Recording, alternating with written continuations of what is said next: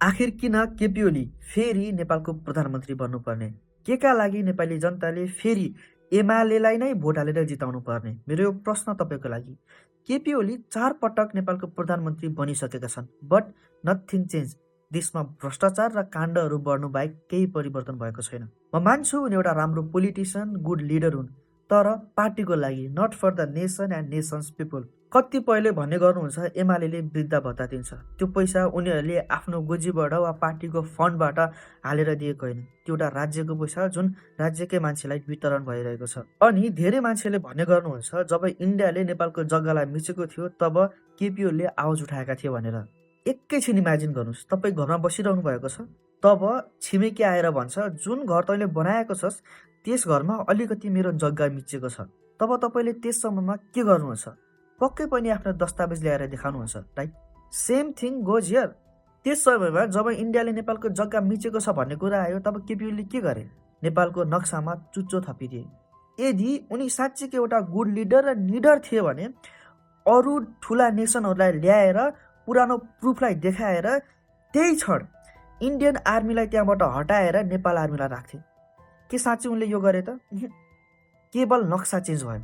के त्यसपछि त्यस क्षेत्रमा जानको लागि त्यहाँ बाटो बन्यो? अझै पनि नेपाली जनता त्यस ठाउँमा जानको लागि इन्डियन आर्मीसँग पर्मिसन लिएर जानुपर्छ। के त्यस क्षेत्रका मान्छेले नेपालको नागरिकता युज गर्छन् कि इन्डियन आधार कार्ड युज गर्छन्? कि उनीहरूले म नेपाली हो भनेर गर्व गर्छन् कि म इन्डियन हो भन्नको लागि प्रिफर गर्छन्? त्यस समयमा केवल नेपालको नक्सा मात्र चेन्ज भयो, नथिङ चेन्ज। केही परिवर्तन भएको छैन।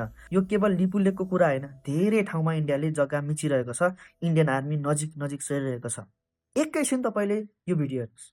यति बेला चाहिँ हामी सर्लाही जिल्लामा छौँ अनि यो बोर्डर छ मलङ्गवा गाउँ, मलङ्गवा नगरपालिका भन्ने ठाउँबाट चाहिँ ठ्याक्कै यो बोर्डर छुन्छ, पारिपट्टि इन्डिया वारिपट्टि नेपाल। अनि यहाँनिर चाहिँ मैले एउटा इन्ट्रेस्टिङ चिज के नोटिस गरेँ भनेर भन्दाखेरि चाहिँ अब त्यहाँनिर गेट छ अनि गेटको दुईवटा साइड छ, दुईवटा साइडबाट एउटा साइडमा चाहिँ जहाँबाट उताबाट सामानहरू आउँछ त्यहाँ चाहिँ लगभग लाइनै 10-20वटा ट्रकहरू बसिरहेछ र यता नेपालबाट बाहिर जाने ठाउँमा चाहिँ एकदमै केही पनि छैन। नेपालबाट एक्सपोर्ट हुने चिज भने तपाईँ र म जस्तो युवाहरू मात्रै रहेछौँ। देख्नुभयो नेपाल इन्डियामा कति निर्भर गर्छ। अनि यो सबै हुनुको कारण के हो?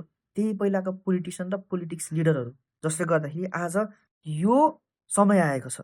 तपाईँलाई याद हुनुपर्ने केही समय पहिला नेपाली किसानले कसरी सडकमा दुध बगाएका थिए, कसरी टमाटरलाई सडकमा फालेका थिए, कारण उनीहरूले बजार पाएनन्। अनि बजार नपाउनुको कारण केही व्यापारीहरूले त्यही सामान, नेपालमै उत्पादन हुने सामानलाई इन्डियाबाट ल्याएर सस्तोमा बेच्छन्। अनि यो व्यापार गर्ने व्यक्तिहरू त्यही पोलिटिसियन लिडरको आफन्त निस्किन्छन्। कस्तो कोइन्सिडेन्स? अब भन्नुहोस्।